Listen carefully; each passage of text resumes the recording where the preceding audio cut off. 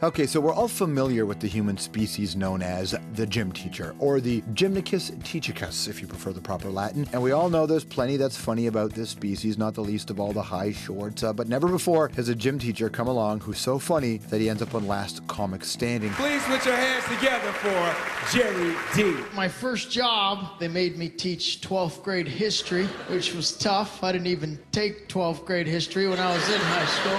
Who just nails it at Just for Laughs. He was the only kid that wouldn't follow the paragraph with his finger. And then the BR like it to the honey. And then the BR like it to the honey. I'm like, what are you doing? And then lands his own comedy series. Mr. D airs here on CBC, and it's based on his real-life experience. See, Gerry spent 10 years teaching gym at a Catholic high school in Toronto, but the whole time he was sitting on a pretty special gift, stand-up. Just how that gift expressed itself while he was teaching, we'll find out from Gerry, who's lined up a busy 2012. He's set up on a national comedy tour, and each week he's playing a character faced with a dilemma that he can totally relate to. So what's a teacher who's out of his depth have to do to keep one step ahead of his students? Why don't you go down the hall and audition for Annie, okay? Sun will come out tomorrow. Gerry Dee, everybody. Thanks, buddy. How are you? I'm good, how are you? Very well. Thank you. You know, she's probably not watching, but happy birthday to Faith, your little baby. Yeah, my 2-year-old's birthday, so. Faith. Yeah. Go. If she's up right now, that's going to be a long day tomorrow. That's all I can say. Sure will. Congrats on the show. Thank you. It's actually pretty hilarious watching that stand-up clip that you said you taught grade 12 history, but you never took it. Is that true? It's an elective, so I didn't. I just, you know, I'm watching your stuff there, and you're so smart. And I'm not with political stuff. So the flag, like people are laughing. I'm like, I don't get that. You're talking about like the Iwo Jima flag and all that? Whatever. And that was what I was teaching, right? So that's the sitcom came from that idea where I was a phys ed guy, which I do know. Mm-hmm. I know my anatomy and my physiology. And I was teaching for 3 years. I was teaching in Toronto here, teaching history and world religion. And I couldn't even pronounce things. And then I started telling this to teachers, and they're like, I know, I'm doing the same thing. Seriously? Yeah, I'm teaching math. I don't know math. I don't understand. How does a gym teacher get to teach history? Because they didn't have a teacher. So, and you sell yourself on the extracurricular. So I was like, look, I'll coach everything. I'll help. And I did do that. I was involved with everything. And people always say, do you miss teaching? I miss the stuff about teaching except teaching. I hated teaching. I hated standing there, the pedagogy, as they call it, and talking about stuff I didn't know. So I finally got phys ed, and on the show, he constantly wants to get phys ed, and he doesn't. But in real life, I finally got phys ed, and I did love it. But I was learning the history as I was teaching it. Well, I don't understand. How would you do that? How would it? You read the textbook. See, we suspect that that's it. Like that's all I had. You would assign a lesson plan and then learn it while they learn. Read it at night and learn it, and give notes, give an overhead. And the problem with that is, one kid would inevitably have a question. There's always the smart kid that wants to know more. And I'll never forget. I had this kid. I won't say his last name, but his name was Neil, and he said, sir, I don't know what the question, something about, did European colonization have was it any of that from the Mayans? And I didn't know. And I'm looking on the overhead going, well, I don't see that in what I wrote down. And it was horrible. That's amazing. So all this will be part of the show. So how true to life is the show going to be then?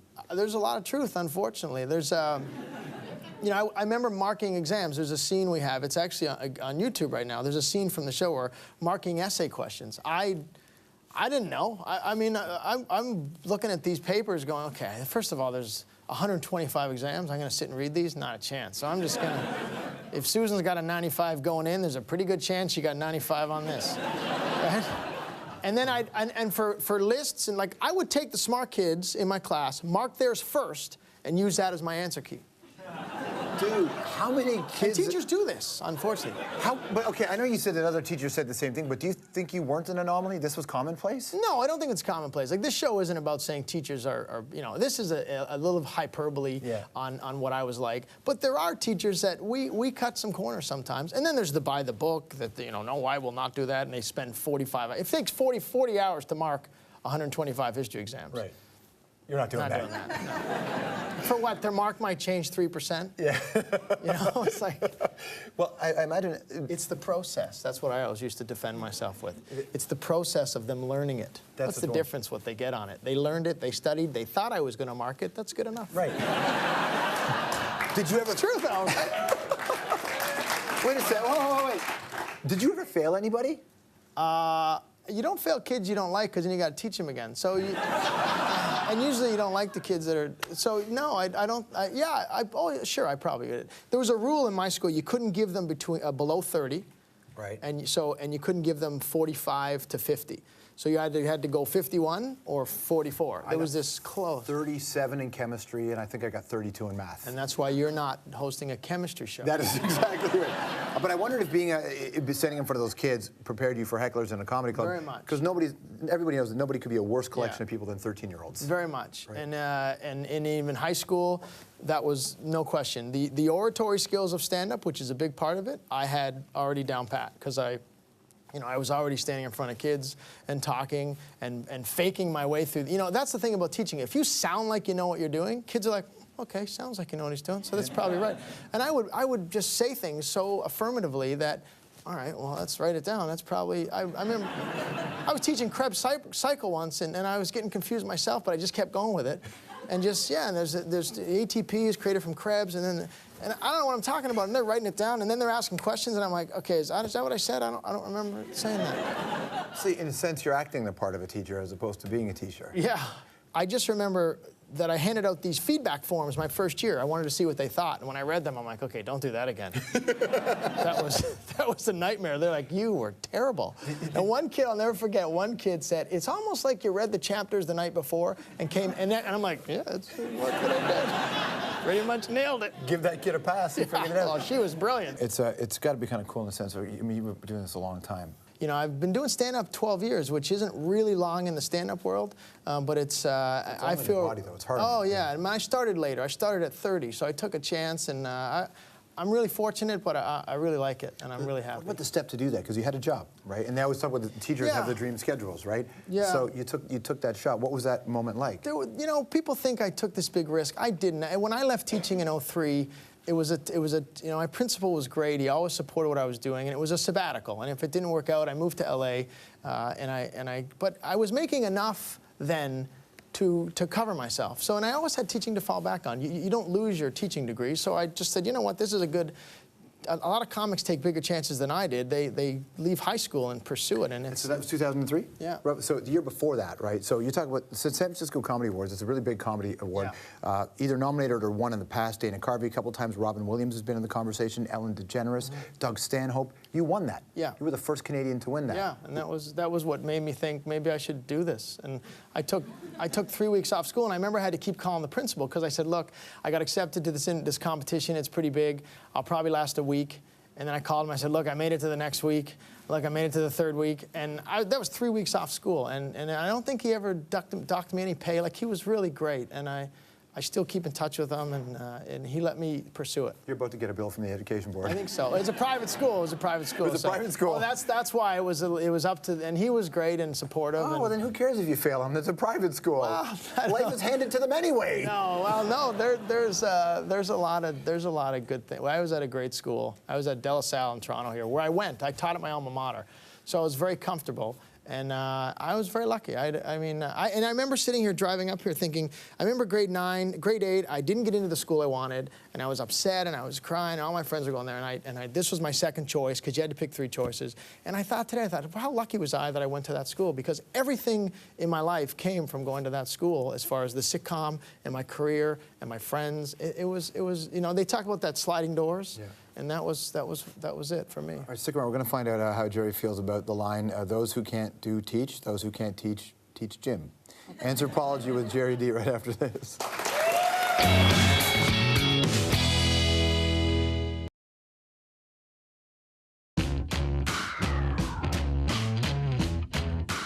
You put in 17 days. Hard work. Let's make it pay. 10 minutes. Don't beat him too bad, eh, guys? Save some scalps for the rest of us. Espo. Without me, buddy, you got no one going to the corners. Want me to sit on the bench with you, hold your hand? Yeah. Munch on my salami, asswipe. We're back here with Gerry Dee. He's got this new show called Mr. D, which premieres on Monday on CBC. That's basically your first acting gig. That was the first, that was the first non-commercial thing I did. It's a show called Canada, Russia, 72. He played one of the great hockey players of all time, Wayne Cashman. Yeah, who I got to speak to, and great guy, and he told me about who he was, because I didn't know that series, right? I was too young. Yeah. And Booth Savage, who plays Harry Sinnen there, is the principal on Mr. D. So we went and got him. He was a tremendous help to me in that, because he was such a trained actor. That. And you also have one of the greats, Jonathan Torrance, is in your show. Yeah, that was, well, he was the first person we went and got as soon as we knew we were trying to do this, because we became friends, and everybody knows J-Rock and Jonovision, and he's so funny. All right, so let's get into anthropology right now. So education experts, Pink Floyd once claimed, we don't need no dark sarcasm in the classroom. Agree or disagree? I lived on sarcasm, so disagree. All right. Who's the first actor that you saw that thought, I want to do this for a living? Michael J. Fox. So it was stand-up was not the deal. It was always acting. Oh yeah, it was Michael J. Fox. I just sat there at 13 going, I want to do this. Teen Wolf or Alex P. Keaton? Alex P. Keaton. Okay. And John Candy is my favorite all time. So fantastic. Pippi Longstocks. Did you give more detentions or get more detentions? Got. Yeah. Did you ever get, like, what would you have to do to give them? No, I never did. And that was one thing I think, I never sent kids to the office. I managed the class well. As much as I didn't know the stuff, I never sent them to the office. I would deal with it myself. So those who can't do, teach. Those who can't teach gym. What do you think about that phrase? Gym is not as easy to think. I remember a math teacher saying to me, I had it so easy. I said, let's switch for a day. Because the screaming and the yelling, you're just like, oh, God, get out of here. So, no, I disagree. What is the weirdest gift a student ever gave you when you were teaching? Well, it was a bribe. So it was a bottle of rye, and he wanted me to play his kid more on the hockey team. Seriously? That was a weird gift. So I did. I played him more so I'd get more gifts. What's the joke you most regret telling? In class? Yeah. The worst thing I did, and we show this, is I came into my grade 9. I had an all grade 9 girls phys ed class. It was my first time they'd put me in charge of all girls. And I thought I was helping them because I remember girls would always miss class, and I didn't like when they missed class. And I remember I thought I was helping them by saying, if you're missing class because you're menstruating, feel free, tell me. And it was later there was a girl named Sarah and Michelle. I remember them coming up to me in grade 12 saying, that was the worst day of our lives. And I thought I was helping these kids. I thought I was saying, girls, you don't have to be, it's your body, it's the physiological process. And I'm thinking I'm helping them and I'm expecting them to come up and go, sir, I'm on my period, I'm just gonna sit out. Okay, see, honesty, great. No, bad, embarrassing thing I did was that. There you go, Mr. D, Monday night, make sure you watch it. It's on CBC, January 9th, 8 o'clock. Gerry Dee, everybody, we'll be right back. Thank you.